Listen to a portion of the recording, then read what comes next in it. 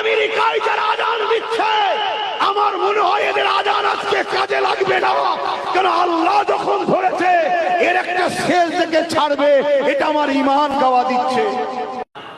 আমরা ইনসাফ পরায়ণ মানুষ, আমরা মানবতা প্রেমিক মানুষ, কিন্তু রক্তে গোস্তে তৈরি প্যালেস্টাইনে সেই বাচ্চাদের কান্না, প্যালেস্টাইনে সেই মায়েদের আর্তনাদ, প্যালেস্টাইনে সেই বেগুনা বাচ্চাদের চিৎকার আজকে আমাকে বুঝাচ্ছে, বাধ্য করছে। আমেরিকায় যারা আযান দিচ্ছে আমার মনে হয় এদের আযান আজকে কাজে লাগবে না, কারণ আল্লাহ যখন ধরেছে এর একটা শেষ থেকে ছাড়বে, এটা আমার ঈমান গাওয়া দিচ্ছে।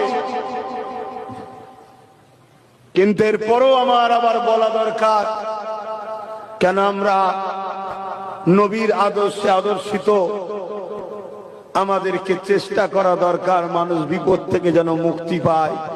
কিন্তু আবার এটাও মনে হয় মাদক রূপী যদি পশু হয় তার মরারও দরকার আছে। আমেরিকায় যারা আযান দিচ্ছে আমার মনে হয় এদের আযান আজকে কাজে লাগবে না, কারণ আল্লাহ যখন ধরেছে এর একটা শেষ থেকে ছাড়বে, এটা আমার ঈমান গাওয়া দিচ্ছে।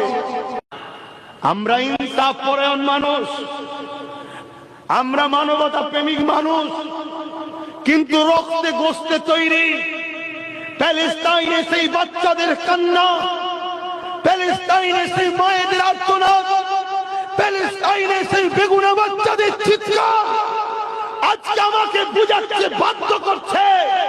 আমেরিকায় যারা আযান দিচ্ছে আমার মনে হয় এদের আযান আজকে কাজে লাগবে না, কারণ আল্লাহ যখন ধরেছে এর একটা শেষ থেকে ছাড়বে, এটা আমার ঈমান গাওয়া দিচ্ছে। কিন্তু এরপরও আমার আবার বলা দরকার, কেন আমরা নবীর আদর্শে আদর্শিত, আমাদেরকে চেষ্টা করা দরকার মানুষ বিপদ থেকে যেন মুক্তি পায়। কিন্তু আবার এটাও মনে হয় মাদক রূপী যদি পশু হয় তার মরারও দরকার আছে।